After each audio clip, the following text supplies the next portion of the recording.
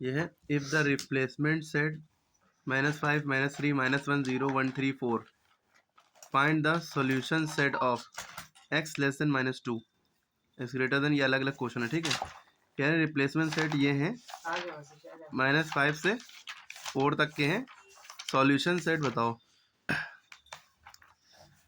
ठीक। तो ये सब दिया हुआ है, कह रहे हैं सॉल्यूशन सेट बताओ। अब x की वैल्यू, इसका मतलब होता है लेस देन, x की वैल्यू छोटी है किससे, -2 से। x की वैल्यू छोटी है क्योंकि x की तरफ कोना लगा है ना, x की वैल्यू छोटी है किससे, -2 से। तो -2 से छोटी का मतलब क्या है, -2 से छोटा -3 -5, क्योंकि माइनस में जितना छोटा उतना छोटा होता चला जाता है ना। तो x की वैल्यू छोटी है यानी कि और माइनस में, ठीक है। तो x की तरफ कौन है ना। अच्छा ये बात याद रखिएगा, माइनस में जितनी गिनती छोटी उतनी बड़ी होती है, और जितनी बड़ी उतनी छोटी। तो -2 जो है बड़ा है, -3 छोटा है, -5 और छोटा है। तो बस -2 से छोटे दो ही नंबर दिख रहे हैं, -3 -5, ठीक है। तो इसका आंसर क्या आ जाएगा, -3 और -5, क्योंकि इसके छोटी और गिनती है ही नहीं, यहीं तक खत्म हो गया है। उसके बाद अगला क्वेश्चन है, उसमें x की वैल्यू जो है 1 से बड़ी है, 1 से बड़ी है, 1 से देखिए x इज ग्रेटर देन 1, इसको बड़ा, x की वैल्यू 1 से बड़ी है, तो 1 से बड़ी मतलब 3 और 4 ही है, दो ही दिख रहे हैं हमें। तो आंसर हो गया इसका 3 और -4। उसके बाद अगला क्वेश्चन है, x की वैल्यू -1 से बड़ी भी है और बराबर भी है, ग्रेटर देन इक्वल टू, यानी कि -1 को इंक्लूड करेंगे, -1 को भी लिखेंगे जब आंसर लिखेंगे, ठीक। तो x की वैल्यू -1 से बड़ी भी है और -1 से शुरू भी करेंगे, बराबर भी है -1 के, ठीक है। तो यानी कि -1 से बड़ी का मतलब -1 से बड़ा 0, फिर 1 3 4, इतनी वैल्यू होगी, ठीक है। तो इसका आंसर आ जाएगा -1 भी, क्योंकि -1 इक्वल टू भी लगा है ना, जब भी इक्वल टू लगा तो ये नंबर भी लेते हैं।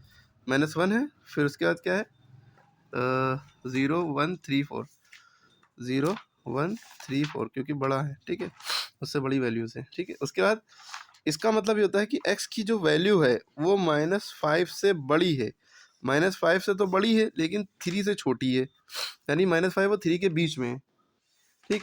तो आप देखिए -5 से -5 से बड़ी है, यानी -5 को नहीं लेना है, -5 से बड़ी जो है वो लेना है। तो -5 से बड़ी -3 है, -1 है, 0 है, 1 है, लेकिन कह रहे 3 से छोटी है तो यहाँ 1 तक लेना है। अगर लेस देन इक्वल टू का भी साइन लगाओ तो 3 को भी इंक्लूड कर लेते। यहाँ पे लेस देन इक्वल टू का साइन लगाओ तो -5 को भी इंक्लूड कर लेते, लेकिन खाली लेस देन का साइन लगाए तो इसको छोड़ देंगे, खाली लेस देन का साइन इसको छोड़ देंगे, इन दोनों के बीच के नंबर लिखेंगे। तो -5 और 3 के बीच में कौन कौन आ रहा है, -3 -1 0 1, ठीक है। क्या क्या लिखेंगे, -3 -1 0 1, बस यही हो गया, ठीक है। उसके बाद है एक अगला क्वेश्चन जो है, इसका 5th पार्ट है, -3 is less than equal to x less than 4। इसका मतलब क्या है, इसी में दिखाते हैं कि माइनस जो x की वैल्यू है वो -3 के less than sorry greater than equal to है, मैंने मतलब -3 को भी लेंगे लेकिन 4 से पहले तक, 4 को नहीं लेंगे क्योंकि इसके नीचे इक्वल टू का साइन नहीं लगा है, ठीक है। लेस देन इक्वल टू का साइन नहीं है, खाली लेस देन है, ठीक। 4 को छोड़ देंगे, उससे कम तक लेंगे। तो -3 से शुरुआत करेंगे, कहाँ तक जाएंगे, 3 तक के, क्योंकि लेस देन 4 है लेकिन लेस देन इक्वल टू 4 होता है तो 4 को भी ले लेते हैं। -3 से लेकर 3 तक, तो इसका आंसर हो जाएगा -3 -1 0 1 3, ओके।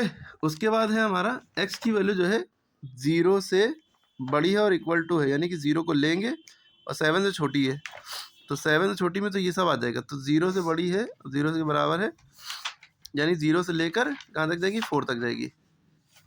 0 से बड़ी है यानी कि, और इक्वल टू भी लगा है तो यानी कि 0 को भी लेंगे, ठीक है। तो 0 से लेकर कहाँ तक जाएगी, 7 से छोटी है, तो यहाँ इतना ही नंबर है हमारे पास, 0 से 1 4 तक, तो यही आंसर लिख देंगे 0 1 3 4, ओके, ठीक है। तो इसको फिर से करिए और बचे हुए सारे को, इसका मतलब बिलोंग्स टू होता है, यानी कि x की वैल्यू जो है 3 से छोटी भी और 3 के बराबर तक लेना है, लेकिन x नेचुरल नंबर है, यानी कि 1 से शुरुआत होगी, x की वैल्यू 1 2 3 तक आंसर आ जाएगा, ठीक है।